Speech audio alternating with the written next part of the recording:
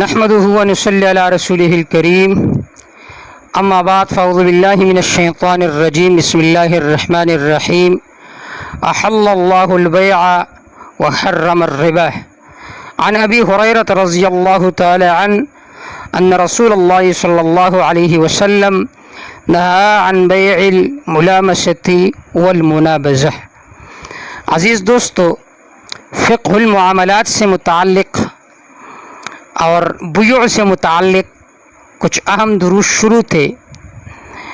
آج سے انشاءاللہ ہم باقاعدہ وہ ابواب ذکر کریں گے جو فقہ کے کتب میں آتے رہتے ہیں۔ یہ ابواب صرف فقہ کے کتب میں نہیں آتے بلکہ یہ باقاعدہ حدیث کے کتب میں بھی ہے۔ میرے سامنے یہ مسلم شریف ہے، الجلد الثانی للصحیح المسلم، یہ جلد ثانی ہے صحیح مسلم کا۔ انہوں نے باب باندھا ہے کتاب البیوع، پھر فرماتے ہیں باب ابطال بیع الملامسة والمنابذة۔ اب یہاں پر اس باب میں مصنف رحمہ اللہ نے زمانے جاہلیت میں جو بیوع رائج تھے ان کا تذکرہ کیا۔ سب سے پہلے جو باب باندھا ہے باب ابطال بیع الملامسة والمنابذة، یہ بیع ملامسہ باب مجرد اور مزید دونوں سے مستعمل ہے۔ سب سے پہلے آپ تعریف سمجھے کہ بیع ملامسہ کسے کہا جاتا ہے۔ حدیث میں تو ہے کہ آپ صلی اللہ علیہ وسلم نے منع فرمایا ہے عن بیع الملامسة والمنابذة۔ اسی طرح اس کے علاوہ اور بھی بہت ساری روایات ہیں کہ جس میں اس بات کا تذکرہ ہے کہ آپ صلی اللہ علیہ وسلم نے منع فرمایا۔ پھر آخر میں صرف سلیس عبارت آپ کے سامنے ذکر کروں گا مختصر ترجمے کے ساتھ۔ تو بیع ملامسہ کی تعریف کیا ہے؟ ایک تعریف امام ابو حنیفہ رحمہ اللہ سے منقول ہے، وہ تعریف یہ ہے کہ ان یقول البائع للمشتری ابیعک هذا المتاع بکذا فاذا لمسته وجب البیع او یقول المشتری کذلک، کہ بائع مشتری سے یہ کہے کہ ابیعک هذا المتاع، میں آپ پر یہ سامان بیچتا ہوں، بکذا اتنے پیسوں پر، فاذا لمسته، جب آپ اس سامان کو چھو لیں تو وجب البیع، بیع ثابت ہو جائے گی۔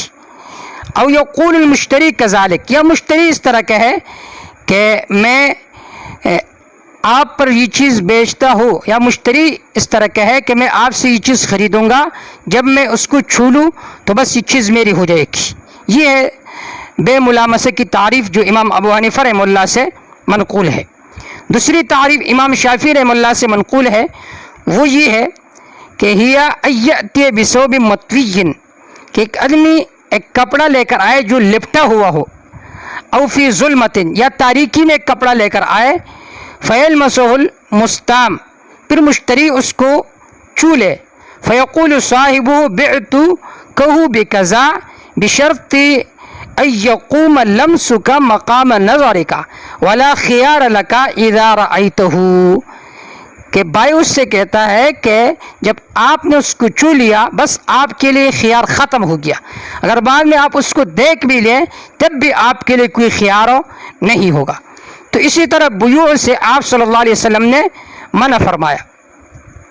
دیکھیے بے مقایضہ کے دوران بغیر تأمل کے صرف مبیع اور ثمن کو چھو لینے سے بے کو لازم قرار دیا جاتا ہے، اسی وجہ سے آپ صلی اللہ علیہ وسلم نے اس کو منع فرمایا۔ تکملہ فتح الملہم میں یہ دونوں تعریفات ذکر ہے بے ملامسہ کی۔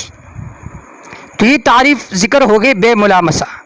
دوسری چیز ہے بے منابذہ، کیونکہ اس روایت میں آتا ہے نہا رسول اللہ صلی اللہ علیہ وسلم عن بیع الملامسة والمنابذة۔ لمس تو چونے کو کہتے ہیں، البتہ نبس کا لغوی معنی ہے پھینکنا۔ اب اس کی تعریف کیا ہے؟ لغوی تعریف یہ کہ نبض الحصات سے ماخوذ ہے، یعنی کنکریوں کو پھینکنا، اس سے ماخوذ ہے۔ اس کی بھی دو تعریفیں ہیں۔ پہلی تعریف یہ ہے کہ بائع مشتری مبیع ثمن کو ایک دوسرے کی طرف پھینک دے، اور یہی پھینکنا قائم مقام ایجاب و قبول ہو، یعنی من غیر تأمل و ترازن، بغیر غور و فکر کے، بغیر دیکھنے کے، بغیر راضی ہونے کے، بس اس پھینکنے کو ایجاب و قبول کے قائم مقام قرار دیا جائے۔ بعض حضرات نے بے طاعتی کو اس میں داخل کیا۔ حال یہ ہے کہ بے طاعتی میں ایجاب و قبول ہوتا ہے، لیکن وہ قولاً نہیں ہوتے، عملاً ہوتا ہے۔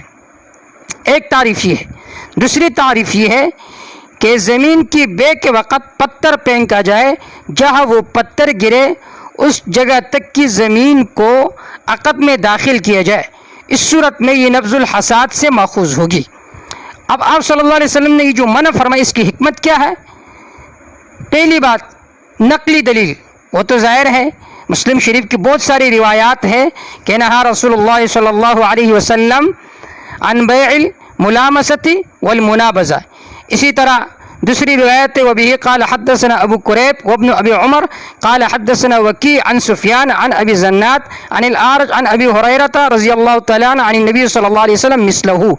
اسی طرح بہت ساری روایات سے ثابت ہوتا ہے کہ آپ صلی اللہ علیہ وسلم نے بے ملامسہ اور منابذہ سے منع فرمایا۔ پھر ایک تفصیلی روایت وہ بھی آپ کے سامنے ذکر کر رہا ہوں۔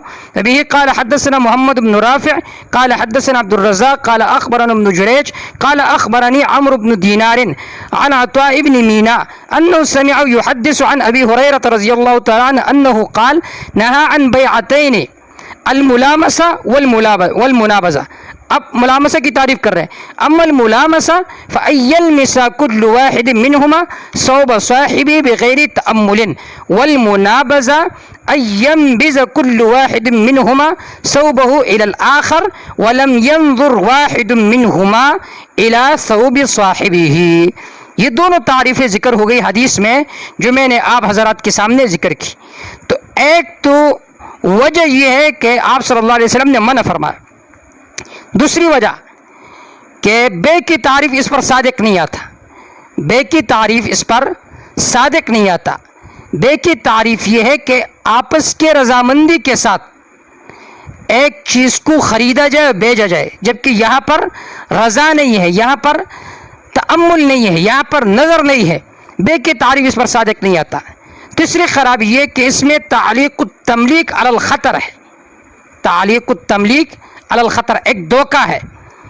اور چوتھی وجہ یہ ہے کہ جانبین کی عدم رضا ہے، اور پانچویں وجہ یہ ہے کہ غرر ہے، غیر یقینی صورت ہے، اور چھٹی وجہ یہ ہے کہ جہالت مبیع، اس میں مبیع جو ہے یہ مجہول ہے۔ ایک روایت میں نے آپ کے سامنے ذکر کی، نہا رسول اللہ صلی اللہ علیہ وسلم عن بیعتین، کہ آپ صلی اللہ علیہ وسلم نے دو بیعوں سے منع فرمایا، ولبستین۔ بیعتین کی تعریف تو حدیث کے اندر خود موجود ہے کہ بیعتین کا مطلب کیا ہے؟ الملامسہ والمنابذہ، یہ ہے بیعتین کی تعریف۔ اب یہ جو دوسرا لفظ ہے جو میں نے آپ حضرات کے سامنے ذکر کے لبستین، یہ بھی حدیث کے اندر موجود ہے۔ وبه قال حدثنا ابو طاہر وحرملة بن يحيى واللفظ لحرملة قال اخبرنا ابن وهب قال اخبرني يونس عن ابن شهاب قال اخبرني عامر بن سعد بن ابي وقاص ان ابا سعید الخدری رضی اللہ تعالیٰ عنہ قال نهانا رسول اللہ صلی اللہ علیہ وسلم عن بیعتین ولبستین نهى عن الملامسہ والمنابذہ۔ پھر فرماتے ہیں کہ والملامسہ لمس الرجل ثوب الآخر بيده بالليل أو بالنهار ولا يقبله إلا بذلك، والمنابذة أن ينبذ الرجل إلى الرجل بثوبه وينبذ الآخر إليه ثوبه ويكون ذلك بيعهما من غير نظر ولا تراز۔ یہاں پر کوئی غور و فکر اور رضا نہیں ہوتا۔ لیکن لبستین سے کیا مراد ہے؟ تو محدثین نے چند تعریفیں اس کی ذکر کی ہے۔ پہلی تفسیر محدثین کرام کی ہے کہ وہ فرماتے ہیں کہ لبستین سے کیا مراد ہے۔ ایک تعریف یہ کہ بدن پر کوئی بڑی چادر یا کمبل لپیٹ لینا کہ ہاتھ بھی کھلے نہ رہے، وہ بھی اندر ہو، بوقت ضرورت ہاتھ جلدی نہ کھل سکیں گے، جس سے شدید نقصان بھی ہو سکتا ہے۔ اس لیے آپ صلی اللہ علیہ وسلم نے اس کی ممانعت فرمائی۔ اس کی ذکر کرنے کی ضرورت نہیں تھی، لیکن یہ ہے حکیم کی اسلوب کہ ایک چیز سے منع فرمایا ملامسہ منابذہ سے، چونکہ یہ جو لبستین ہے اس طرح ہاتھوں کو کمبل میں لپیٹنا، اس سے بھی آدمی کو نقصان پہنچتا ہے، جسمانی نقصان پہنچتا ہے، تو حکیم کے اسلوب پر آپ صلی اللہ علیہ وسلم نے اس سے بھی منع فرمایا۔ دوسری تفسیر فقہاء کرام کی ہے کہ بدن پر ایک کپڑا ہو اور اس کے ایک طرف کو اٹھا کر دائیں یا بائیں کندھے پر رکھ لیے جائے جس سے کشف عورہ ہو جائے۔